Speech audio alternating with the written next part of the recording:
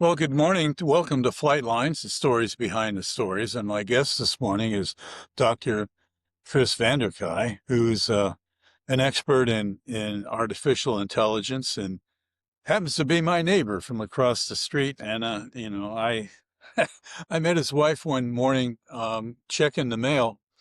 And I said to Ruthie, I said, I'd like to have Chris come in and do a podcast on artificial intelligence because I know he's involved in that. She said, "Oh yeah, he started his own podcast on artificial intelligence." And so, here we here we are, two podcasters doing this, and I'm really excited, Chris, to have you Well, here. thank you Thank for you. having me. Thank Well, you. it's been a pleasure. We've known each other for a long time, Do you know how um, long a long time is? about 20 About years. 20 years. Yeah, and we've done a lot together. We've formed the community block party on Halloween and a bunch of other things, and it's just we live in a great community here. But um, AI, I'm mystified by it. It's something. It's a big topic in the news, um, and I can't think of anyone better to explain it than you, Thank you. to a rather limited person and myself is understanding it. So the basic question that I have is what is it and how does it work or function? Well, you asked 30 people, 30 experts, what is AI? You'll get 30 different definitions. Okay. I think the easiest way to define AI is it's using technology, software applications, whatever, to perform tasks that a human would do. It would to at the higher level, like higher cognitive level tasks. Okay. So it could be, most recently, you think of AI, what do you think of? You think of ChatGPT, you think of Claude, you think of these applications, but these large language models. But AI has been around us for a long time, and um, Like spell check. it's interesting you bring that up because the term AI was first coined back in the 50s. Huh. So there was a gentleman, Dr. McCarthy, and it was at Dartmouth. There was a conference, and 55, 56, somewhere around there. And it was the first conference in artificial intelligence, and it was coined there. And they had all these experts come in and discuss and operationally define what is artificial intelligence. So it goes back the funding for AI research. There's a lot of military goes back to military funding. They saw the applications for military use. So this goes back a long time. And you know, and the goalposts are always changing. What is AI? What is AI? Well, you could look at some technologies that what we considered AI back in the 80s or 90s. 80s, they used expert systems. So there was this huge research in expert systems, which would help physicians diagnose patients, had a knowledge base and kind of like if-then statements. Okay. If you come in with a certain condition, um, but so my point is, it's been around us for Siri. Right. Okay. Optical character recognition at one time was considered artificial intelligence. So yeah, we have to move away from what is or what isn't AI and more, how is it performing tasks that a human normally would? And I'm talking like at a higher, Okay. cognitive level. So it's these tools are great for making inferences and based on training data. So, for example, like you have ChatGPT, that's a large language model, and that's one form of AI. So there's multiple. Machine learning is another form of artificial intelligence. So it's a very diverse group, and it's been researched and studied and developed for decades. Well, the limited that I've used it, and I'll draft an article on my weekly column, and quite frankly, I think it's learned my style because when I first used it and I ran it through a whole article, Becky, who's my editor in chief on things, read it and said, "This is not you. This doesn't sound like you." I said, "Okay, well, I've used it since then, and it has acquired I guess my style of conversational style in the article. It's reformed things to say it in a little better way, a little better flow, but it's still me in the article. Um, and I was surprised. I mean, I heard that it would do that if it was exposed to my writing enough that it would start to pick up how I phrase things, how I do things. It's training on your past conversations. Right. So you're using that. That's an example of generative AI, ChatGPT, Claude. You're using generative AI, which is based on a large language model. So it's essentially trained on a huge corpus of data, almost the entire internet that's been. So it's trained on all this information. It looks at the relationship between words, parts of words called tokens. So if you imagine when you, um, I guess in the most simplistic way, it's kind of like some have coined it as or termed like autocomplete on steroids, but it's looking at its training Okay. data and based on probability and statistics, what most likely would appear in that next token. Looks at relationships between words and sentences in its corpus. So it's and large there are many large language models out there. It's not just ChatGPT, but when you interact with these tools, if you have it in your settings turned on to train on your data, it's going to look at your previous prompts. It's going to look at your interactions. I don't like this. Change the wording to be, and it's going to, in essence, learn from that. Sure. Well, the other thing is the software that I use to edit these podcasts has a really large element of AI in it, and it'll come up with what they call mini excerpts of the general podcast that I would use as a promotional thing the week of this podcast coming out, probably on Wednesday when we put ours together, this one. On Wednesday, there'll be a short clip about this conversation that Lou and I have had about AI, and it'll be kind of a teaser to get people to listen to the podcast when it comes out on Friday. Right.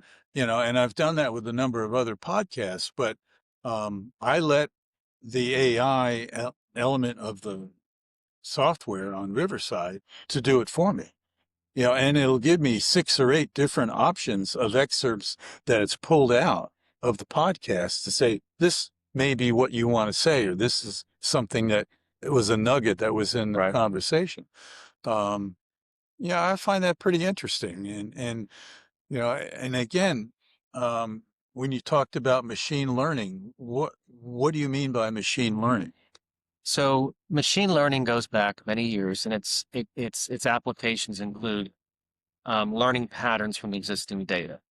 So it's another broad field. So that's how really I got started was in data analytics and using machine learning to recognize patterns in data using algorithms and um, uh, libraries that you can get access to that are developed in open source communities that um, to learn and make inferences and decisions about your data. So yeah, basically identifying patterns that I can help me identify patterns in the data. So that's one example. And but you were talking about how you're using generative AI. I presume Right. using generative AI.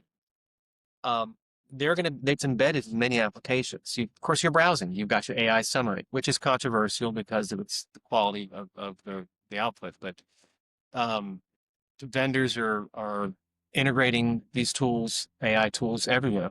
So the consumer has been exposed to it, and that leads into other. We're being harassed here by my border collie who wants me to throw the ball, but I'm going to put it up here and maybe she'll leave us alone. But that leads into other discussions about you know accuracy and bias and but that's a whole nother. Well, It's a yeah, very complex. when you go to Google or other search engines and you pull up information about X, Y, and Z, um, my own personal opinion, based on what I've heard from others and what I've seen, um, all that information may not be accurate or Yeah. truthful. Ask me if I use the AI summary when I browse. I never do. Uh, when I use generative AI, I want to be in control. I want to be in control of Sure. how I'm prompting. I want to be able to review the sources. I want to be able to review it. Keep both hands on the steering wheel, and that's my recommendation for people using these tools. Um, don't give up Well, that control. takes effort It does, and discipline. and it right. And I would say, based on what I've seen, and we've both been educators and in the world of education for many, many years, unfortunately, people are impatient and don't want to spend the time. They want a quick fix. They want a quick answer, I get it. and I guess that's one of the things that probably scares me with this particular tool, and I'll call AI a tool. Um, to be used to make whatever we want to do a bit easier and more efficient. But if you don't have the discipline and the time to really be careful or to analyze, from what you've told me, how you do it, you could be not using it the best way you could. And that's why it's important to know how to prompt when you're working with these tools, how best to prompt. And they use the term prompt, which I dislike, but prompt engineering. When you prompt, yes, there are strategies and techniques to get the output, to get quality output, and output that can help you with that, review the information. So, and the more you use them, the more you'll recognize the bias. Bias is inherent. It's trained on human data, Yeah, and yeah, there's going to be bias in that. sure. So, and you can see it you can see how it gravitates towards certain subjects or uses certain phrases often. Um, and one thing I tell people regularly is it wants to please you. These tools are designed, I'm meaning generative AI tools like, again, ChatGPT, Gemini, Okay, Claude.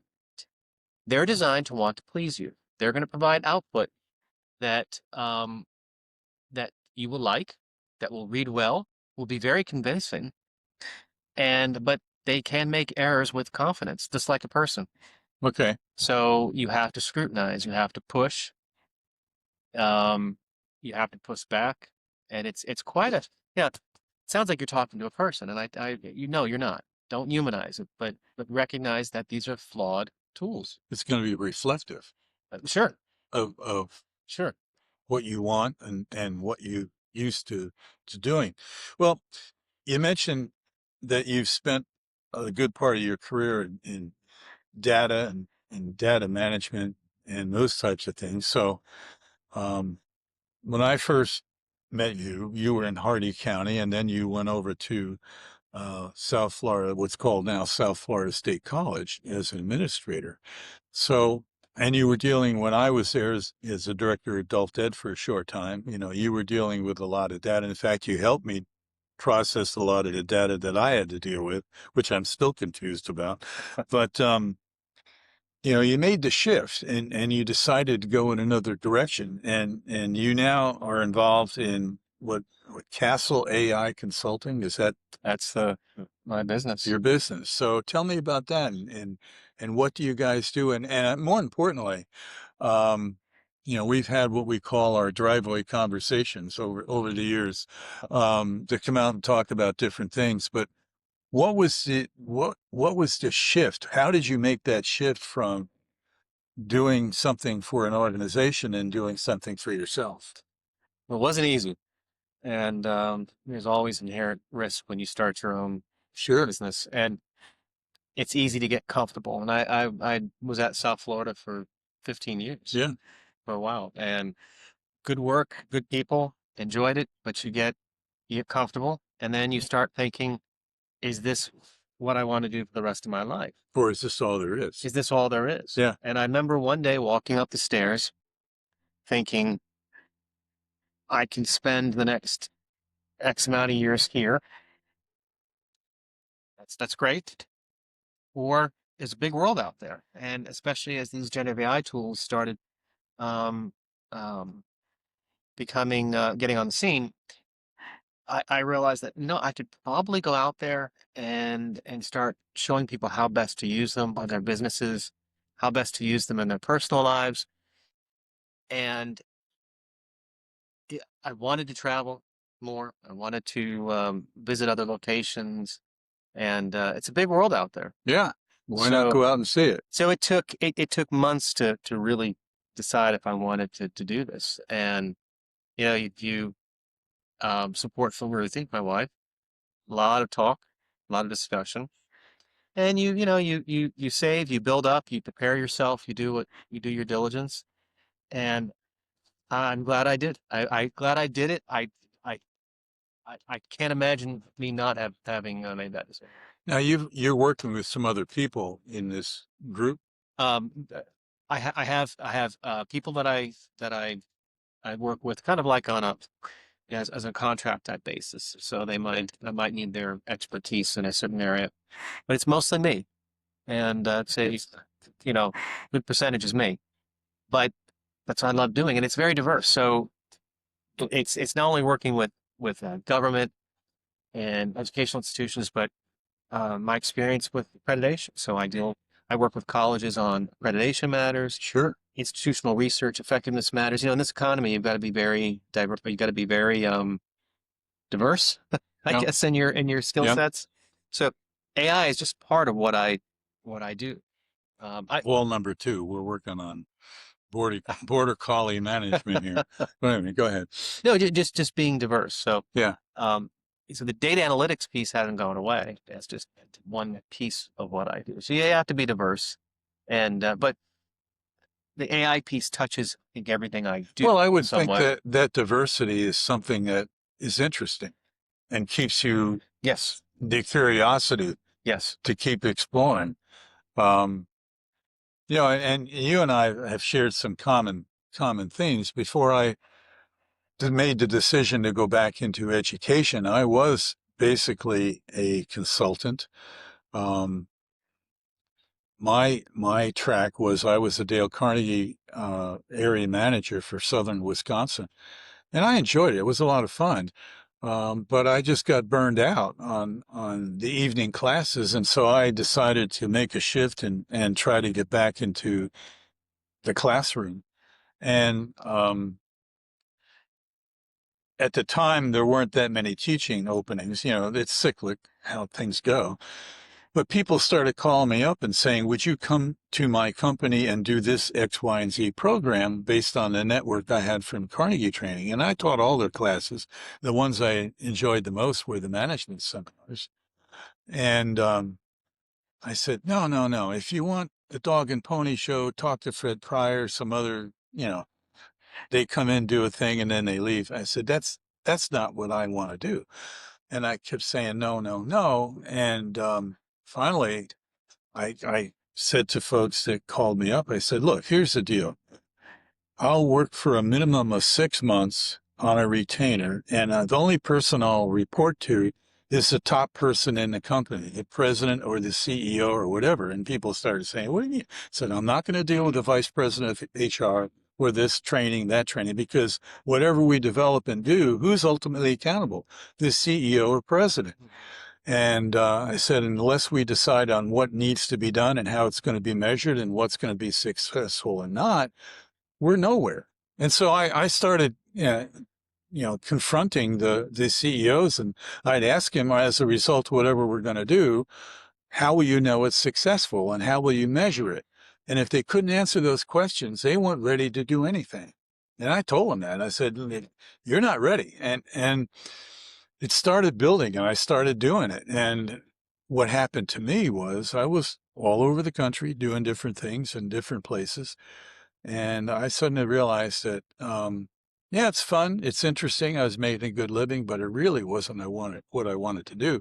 I wanted to get back in the classroom with young people. And so sure. I pivoted back to that. And I was lucky to find, a position with the University of Wisconsin Extension as a youth and 4-H agent, and did that for a number of years, and then had a chance to come down here to Florida, get out of the cold and the snow and the ice, and kind Into of the do. heat and humidity. And, Yeah, and yeah, well, that's why they invented air conditioning. And then I had a great opportunity down here, and then I eventually did it for almost 25, 30 years, and then retired and started doing this. So I get it. I understand the excitement of doing something new. um, the thrill and the anxiety of doing it on your own. Oh, it's not easy. Because when I was doing the consulting, quite frankly, you were only as good as your last contract. That's right. And then the other thing I found is that I had to constantly keep feeding the beast. I had to keep lining up the next uh, gig, the next contract. And, I decided, no, what's really most important to me, and that's dealing with young people and being Sure. with kids. And it gave me a chance to get back to that. So aside from my own personal story, I get the challenges And it's that you're, yeah. That's what you have to get used to and you know what I miss the most? And I'll be very open about this. What I loved about working at the college had you have people to talk to. You go out in the hallway, Yeah, you that's have true. that when you're running your own business, and I joke, I'll send you a text. I'm still alive. I haven't left the house in 2 days. Yeah, I haven't seen you outside in a while. I haven't shaved in 3 days. I'm okay. Working on a project. And it's not for everyone. I do miss the people.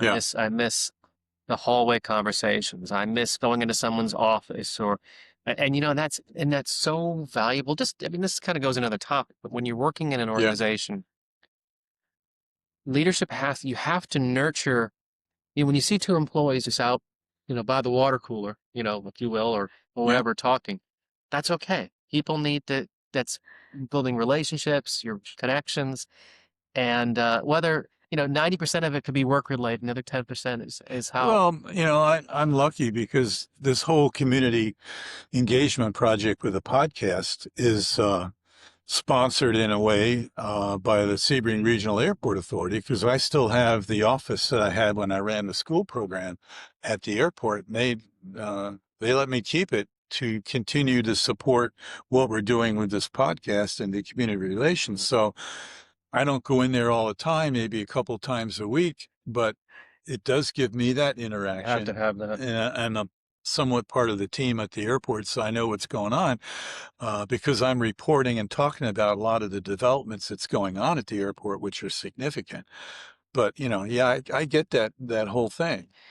I have a group and my advice, anyone that is looking at doing something similar, consulting gig or join a professional network, I have a group of about 3 or 4 people that I've met in different organizations, and we've just stayed in contact. We have a weekly or every other week we get together and just talk about AI. But 50% of it might be how are the children? How's work? Sure. But I look forward to that because it's an important and you build connections. But join those professional organizations, attend the conferences, keep the networking going, because it's easy to fall into that rut where you're. Well, here's the other thing, and I was been thinking about doing this to you, and I'll do it right now.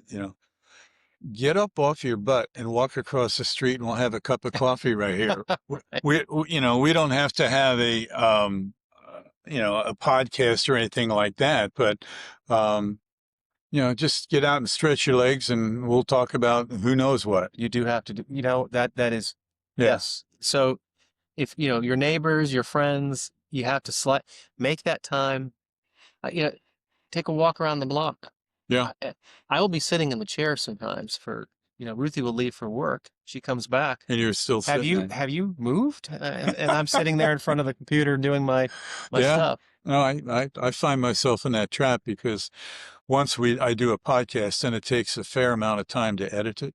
Yeah. And, and put the different graphics and different things in there.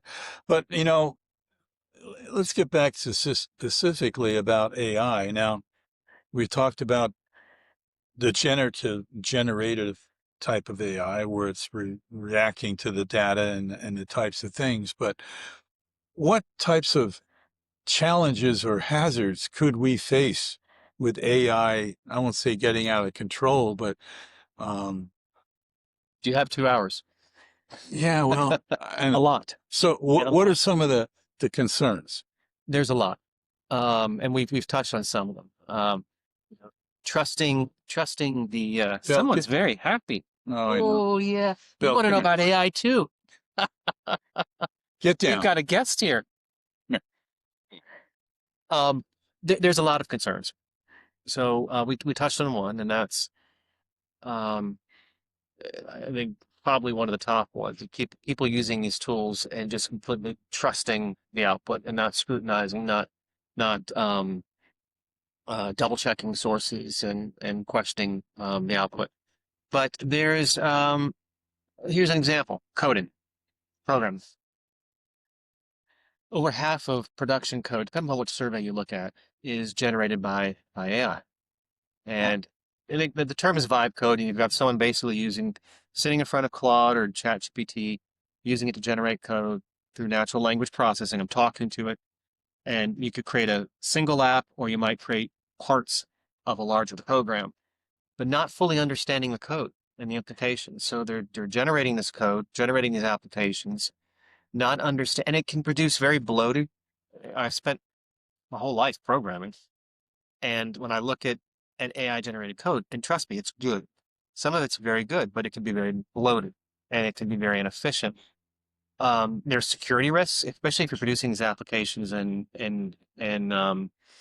for organizations, and if it's being used by employees or clients, what are the security risks? Have you addressed it? So there's that concern. And so think about just your daily life and code, how you indirectly interact with code.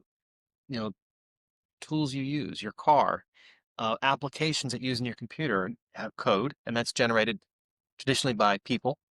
Now it's going to be generated by machines, and with people that may not understand or may not be reviewing fully that code. I worry about the impact it's going to have on jobs, and that's been discussed rather at length. If you're, it's different when I was in college. You know, very different era. You didn't have to Yeah. worry about, I'm choosing a major. Will it be impacted by generative AI? Um, should I go into more technical areas that might be insulated from the impact of Gen AI AI in general, I'll say it's the umbrella term, will touch everything. But there are certain fields that I think are more insulated from that.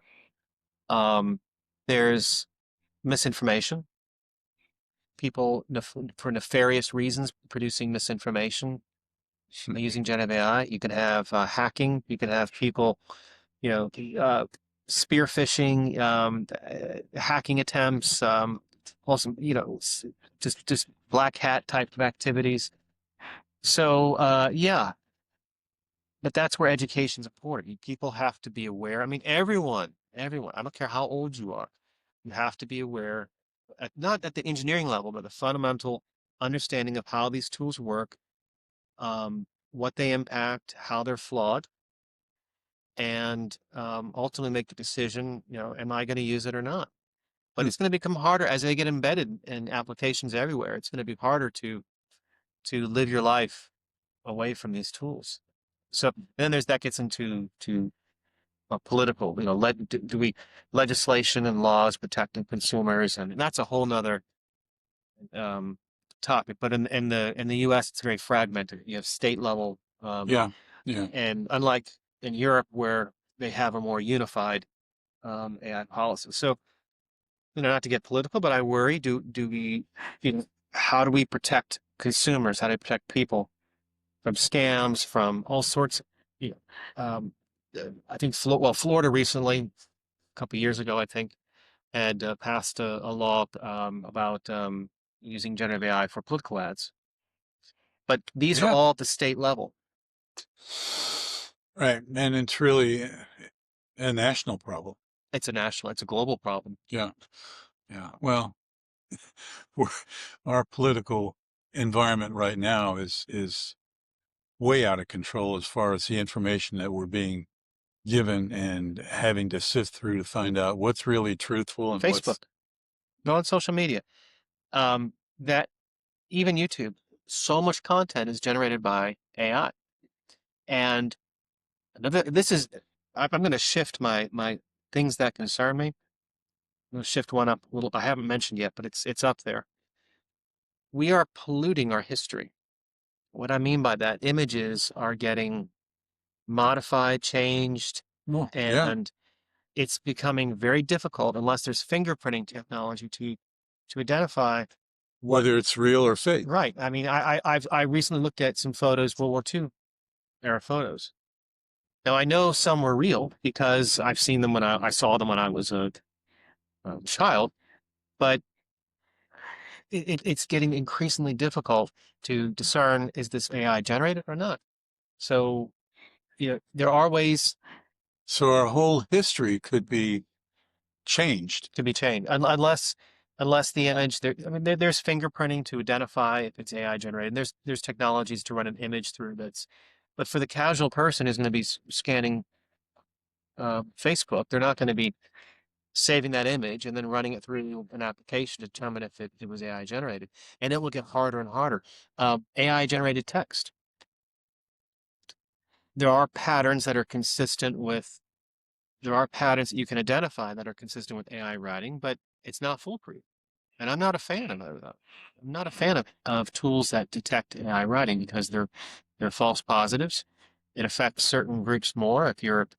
Um, if you write consistently in some ways, if you write, some writing styles show up as AI generated when you run it through these detectors. People that English is not their first language.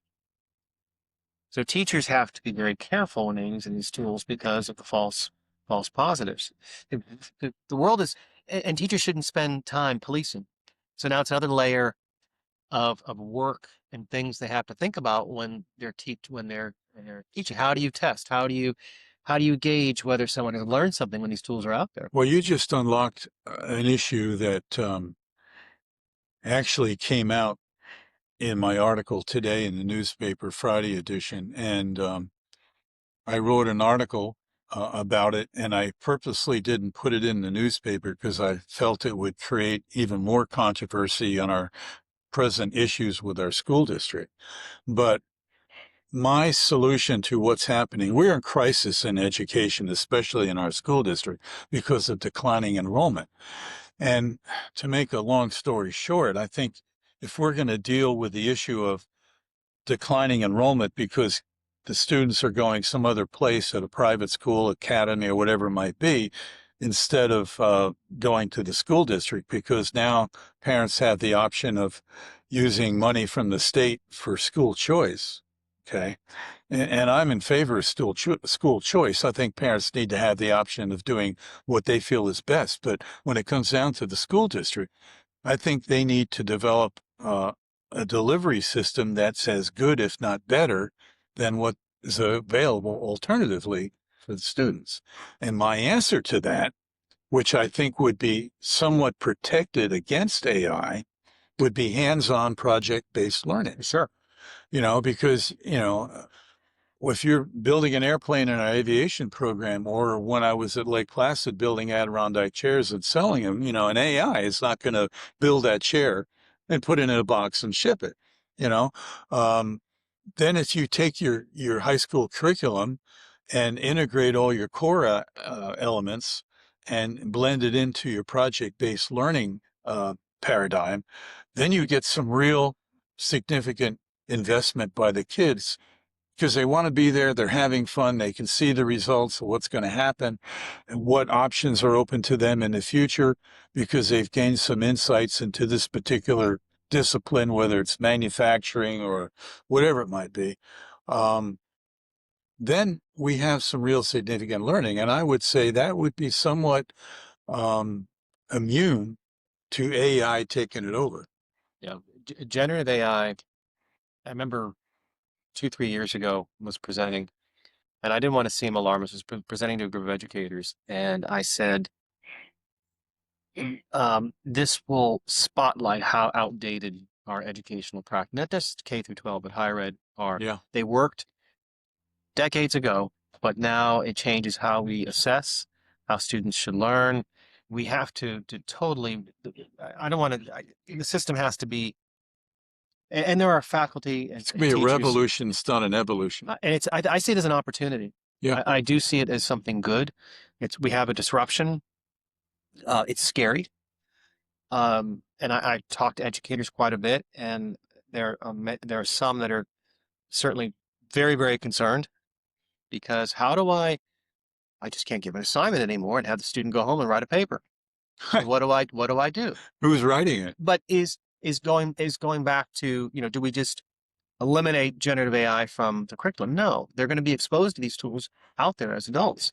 So helping them understand the things we talked about, how to use them appropriately, how to integrate them in their workflows when they're out working for real, and how do they how do they use these tools appropriately?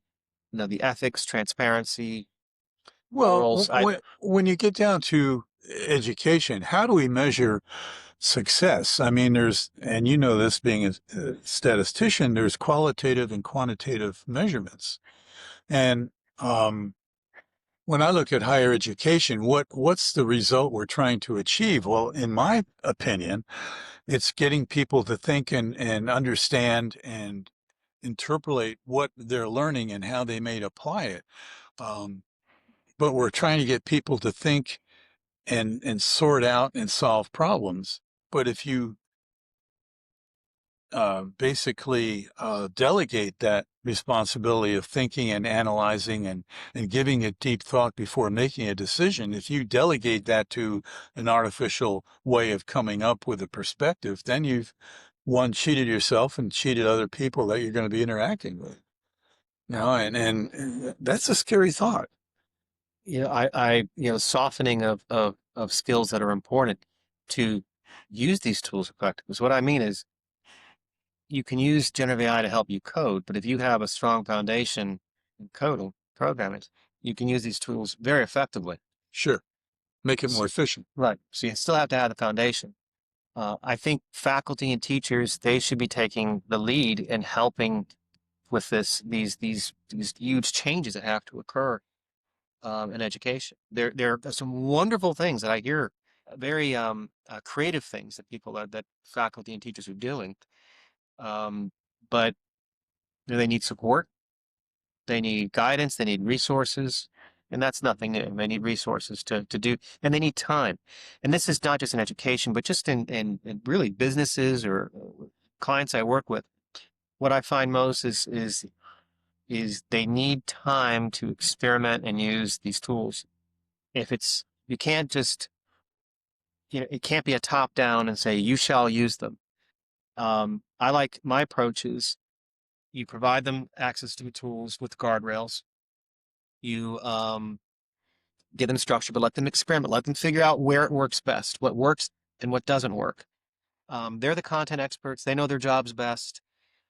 Let it grow organically out of those areas, and let them figure out how to weave it into their workflows. But also, they may find processes. You can't bolt AI onto processes that are already flawed.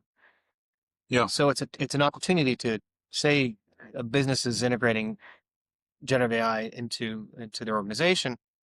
Well, if you've got outdated processes that are 20, 30 years old, you need to clean your house first, and you need to get those issues worked out. Because generative AI has a wonderful way of spotlighting those type of problems. And so you just can't give someone ChatGPT and say, okay, have fun. It's a little more than that. It's okay, how are we going to use these tools?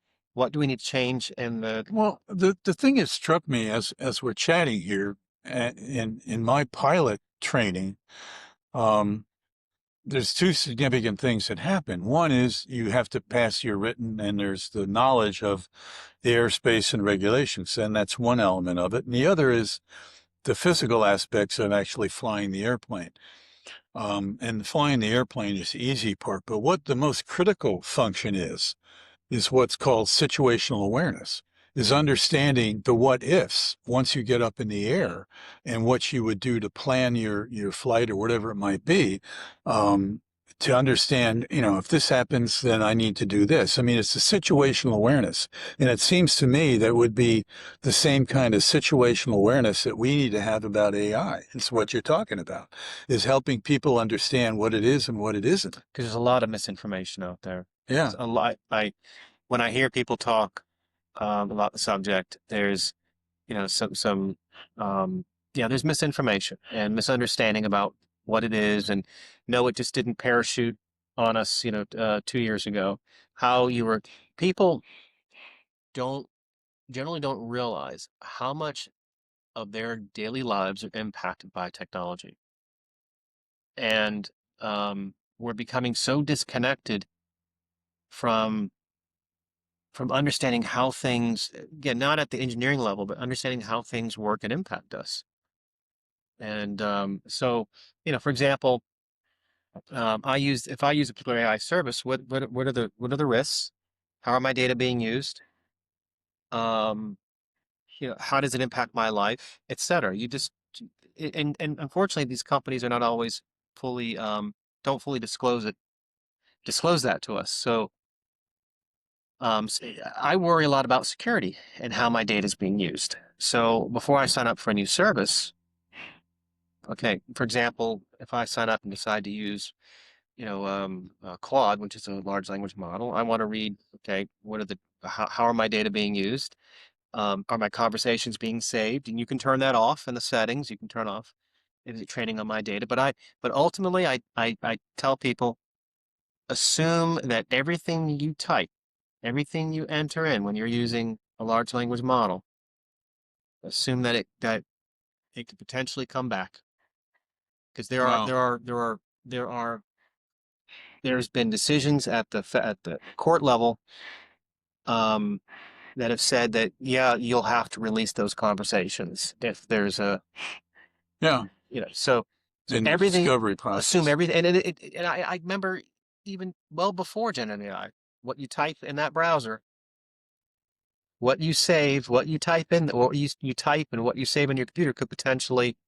So be careful from how, from the security side. Um, and these tools, unfortunately, will make it easier for people to try to deceive, And take advantage of take it. advantage. So Yeah.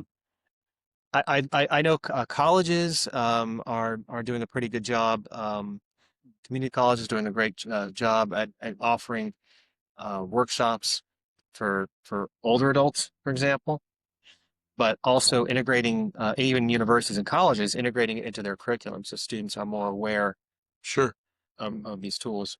Well, I think what we've covered this morning is a pretty good perspective of what's out there, and you know, the main takeaway of understanding more about AI from the conversation this morning for me is understand how to be careful about your data and what you're sharing, That's right.